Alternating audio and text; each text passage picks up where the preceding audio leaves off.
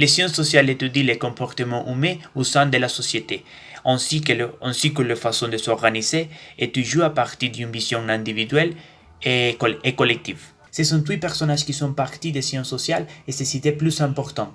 Charles Darwin. Selon Darwin, les espèces ne restent pas statiques dans les temps et elles évoluent. On avait toujours pensé que les espèces que nous voyons maintenant étaient les mêmes depuis l'apparition de la vie. Et cependant, Darwin a montré que les organismes ne cessent pas de changer. Et ils sont très dynamiques. Et que la sélection naturelle est le mécanisme qui permet l'évolution. La théorie de la sélection naturelle postule que si vous n'êtes pas adapté à l'environnement, vous mourrez avant ceux qui sont mieux adaptés. Rosalind Franklin. Elle fut victime d'une des grandes injustices de l'histoire des sciences. Biophysicien, cristallographe et docteur en chimie, Rosalind, à travers des images radiographiques, il d'abord observait la structure en double hélice de l'ADN et la présentait à la communauté scientifique. Cependant, en tant que femme, personne n'a pris la découverte au sérieux. Rosalind Franklin est décédée à l'âge de 38 ans d'un cancer de l'ovaire. À cette époque, une collègue de son laboratoire a vu une occasion de prendre la photo de Rosalind et avec les célèbres scientifiques Watson et Crick a publié la découverte dans la revue Nature. Disons que les recherches et l'étude étaient les siens, sans parler de Rosalind. Galileo Galilei. Galilée insistait sur le fait que tout ce qui s'est passé dans la nature pouvait être expliqué par le langage mathématique. Et quelque chose qui lui a servi non seulement à montrer au monde que sans les chiffres, nous ne comprendions jamais comment fonctionnait la nature, mais ceci a démantelé certaines croyances erronées qui étaient les plus enracinées dans la société. Et la théorie héliocentrique. La théorie héliocentrique a été l'une des plus grandes révolutions scientifiques de l'histoire, car elle représentait un immense changement de paradigme. Et l'homme n'était pas le centre de l'univers, car la Terre n'était qu'un autre corps céleste qui tournait autour d'une étoile. Et la loi du mouvement. Galilée fut le précurseur des lois du mouvement postulées des années plus tard par Isaac Newton.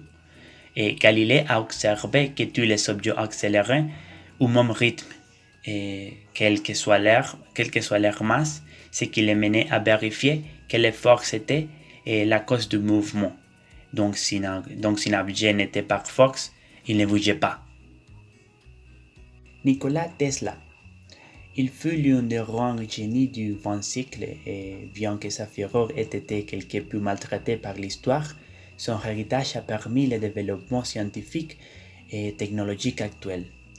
Et les moteurs à courant alternatif, par exemple, le développement du moteur à courant alternatif basé sur l'obtention d'électricité grâce à la rotation des bobines par l'action d'une source d'énergie donnée, nucléaire, éolien, hydraulique, a permis et continue de permettre à l'électricité d'atteindre nos maisons, nos industries et nos roues.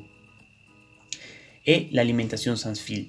Nikola Tesla a réalisé grâce à l'utilisation d'ampoules ou phosphore la transmission de l'énergie électrique entre deux points distincts dans l'espace, à proximité, sans avoir besoin d'un objet physique pour transmettre les courants.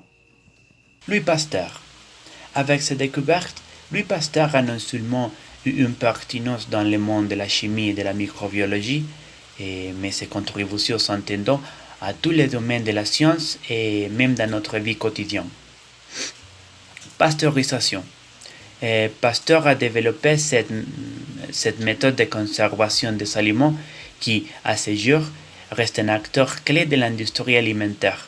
En fait, le lait non pasteurisé ne peut pas être commercialisé.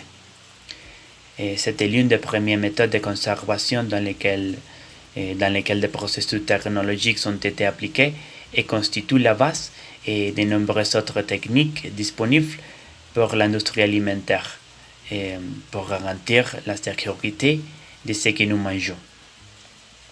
Rejet de la génération spontanée.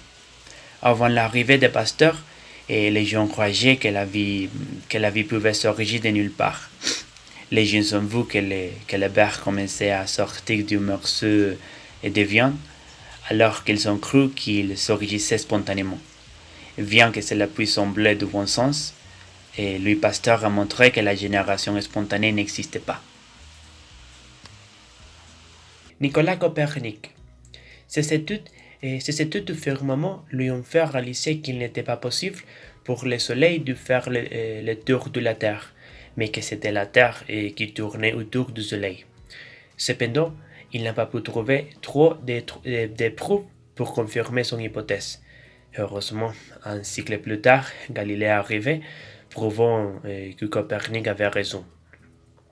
La théorie héliocentrique. La grande contribution de Copernic est celle-ci, et c'est qu'à une époque où il était impensable d'imaginer que la Terre n'était pas le centre de l'univers, Nicolas Copernic, grâce à ses recherches, affirmait que la Terre n'était rien de plus qu'une autre des planètes qui tournait autour du Soleil. Cela s'est avéré être un changement de paradigme absolu. Un siècle plus tard, Galilée confirmera cette théorie. Et quoi qu'il en soit, il croyait que toutes les planètes suivaient une trajectoire parfaitement circulaire autour du Soleil. Ceci, à ce jour, est prouvé que ce n'est pas le cas, puisque la Terre et les autres planètes du système solaire suivent des trajectoires elliptiques. Une âne équivaut à un tour autour du Soleil. Copernic a non seulement affirmé que la Terre tournait autour du Soleil, mais qu'elle faisait ces mouvements de rotation de telle sorte que chaque année représentait un tournant. Ces mouvements de rotation de la Terre est évidemment confirmé. Pour cette raison, Copernic a également joué un rôle important dans la réforme du calendrier julien. Grâce à Copernic, au fil des ans, le calendrier grégorien a été établi, qui est celui que nous utilisons aujourd'hui. Marie Curie.